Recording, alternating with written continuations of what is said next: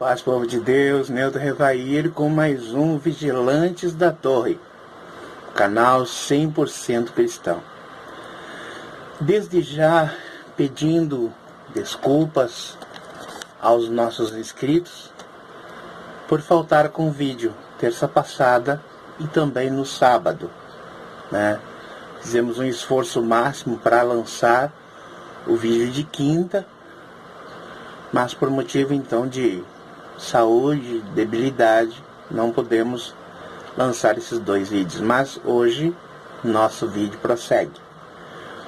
Hoje com o tema teologia venenosa, teologia, nociva. E vamos embasar nosso comentário na carta de Paulo a Timóteo, no capítulo de número 4, que nos diz o seguinte: mas expressamente diz o Espírito que nos últimos dias, nos últimos tempos, alguns apostatarão da fé, dando ouvidos a espíritos enganadores e a doutrinas de demônios, pela hipocrisia de homens que falam mentira e têm cauterizado a própria consciência, que proíbe o casamento, ordenam a abstinência de alimentos que Deus criou para os fiéis e para os que conhecem a verdade, a fim de usarem deles com ações de graças.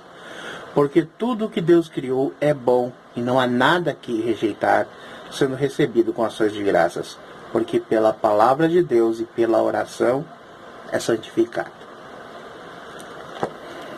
Esta é a geração de que Paulo estava profetizando para Timóteo neste capítulo. A geração dos teólogos venenosos.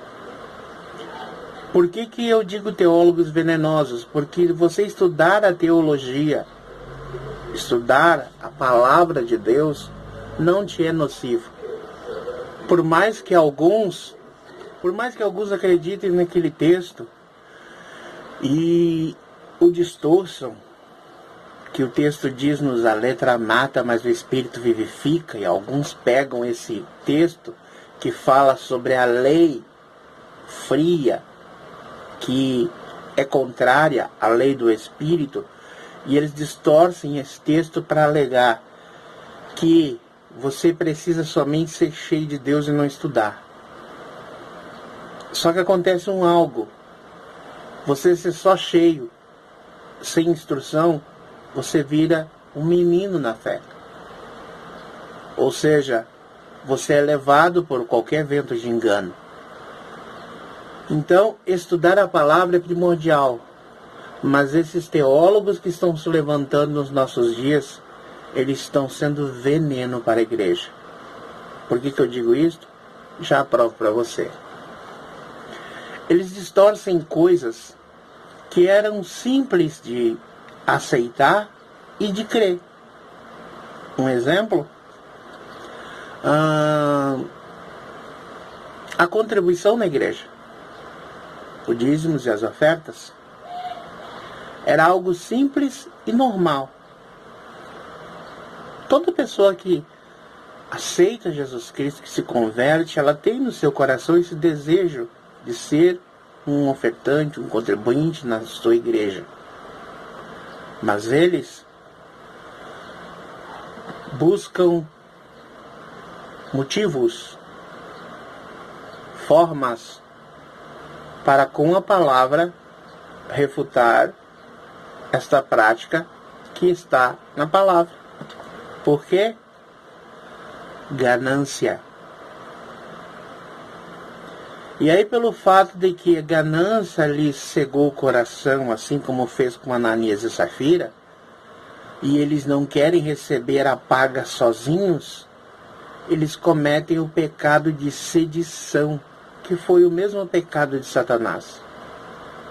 Então eles começam a minar outros irmãos, procurar quem pense como eles pensam, ou seja, deixar a congregação como está e procurar uma outra congregação que pense como eles pensam. Não, eles querem mudar, alterar a congregação em que estão, para que a congregação em que estão mude completamente e passe a pensar como eles pensam.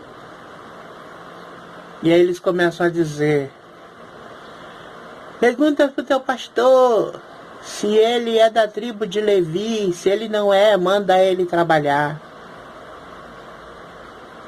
Só que eles se esquecem que o dízimo foi dado muito antes de Levi nascer.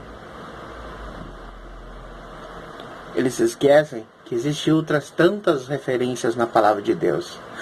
Ah, mas e por que não existe essa referência no Novo Testamento? Por que Paulo não instruiu as igrejas assim? Porque coisas que eram peculiar ao povo não precisava ser instruído como mandamento.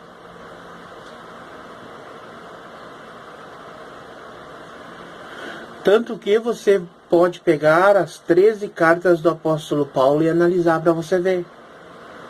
Só vai ter como mandamento aquilo que a igreja não sabia ou aquilo que a igreja está transgredindo. Do contrário, não é mencionado, porque a prática cotidiana da igreja os levava a fazer espontaneamente. Outros itens são alterados nos dias de hoje. Quanto, por exemplo, ao posicionamento cristão. Por exemplo, um cristão ir num bar, nem pensar. Em outros tempos. Mas hoje, esses teólogos nocivos, venenosos, eles dizem o que tem. E se o bar for 100% cristão, então, melhor ainda. A Bíblia nos diz para não chegar perto da bebida alcoólica. Eles dizem que tem, não faz mal algum. O importante é não se embriagar. E agora eu te pergunto, nós seres humanos somos dotados de limites? Nós não somos os seres do excesso? Principalmente para aquilo que nós gostamos, nós vamos cada vez mais, e mais, porque o prazer gera isso em nós.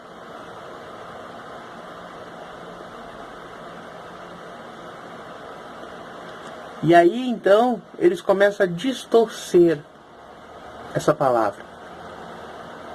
Para quê? Para ficarem bem com o povo. Está uma onda de cristãos se matando.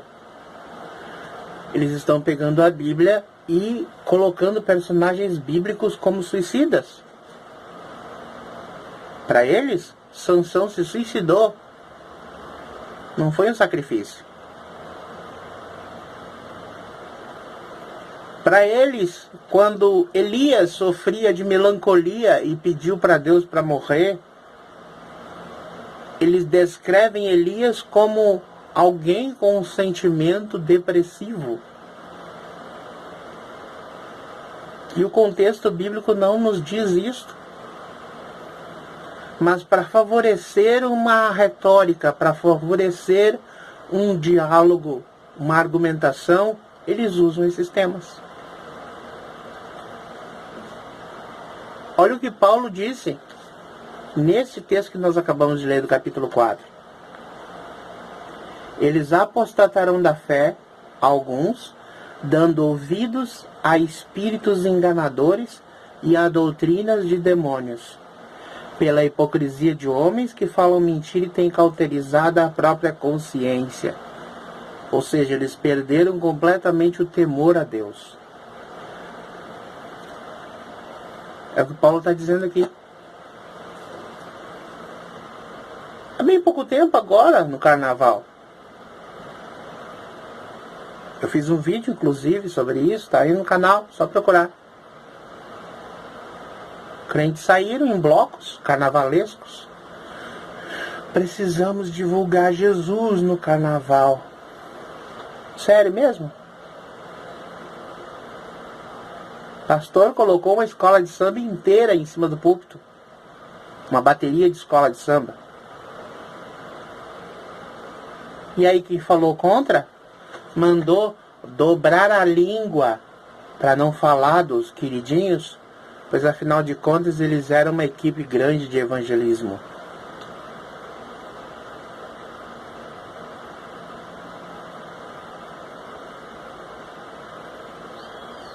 E assim, estamos caminhando a passos largos para o abismo. Queremos que Deus traga sobre nós um grande avivamento. Sim, nós queremos. Mas enquanto nós não separarmos este sincretismo, esta mistura, e não nos voltarmos às origens do Evangelho, esse avivamento não vai acontecer.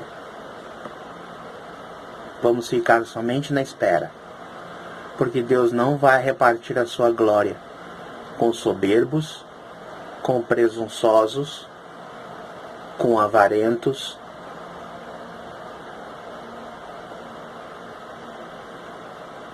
Dizem que o dízimo, que a oferta, não está na Bíblia. Mas quando entra na prova financeira, vem com a cabeça que é um míssil em cima, pro pastor, assim, ó. Pro pastor orar por eles, para eles receberem vitória financeira. Eis o tamanho da incoerência. Eles dizem para Deus: Deus, tudo está na tua mão. Minha vida, minha família, minha casa, meus filhos, meu emprego, tudo na tua mão.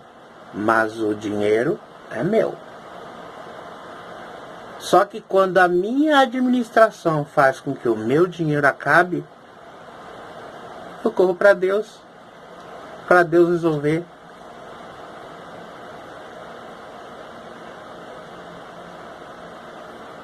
E essa incoerência tem se repetido muito.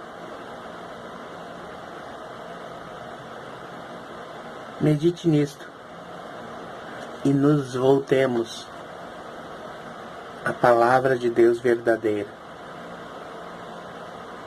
Não dê ouvidos a estes achismos, modinhas, a estas novas unções que estão aparecendo por aí. Deus não está nessas coisas.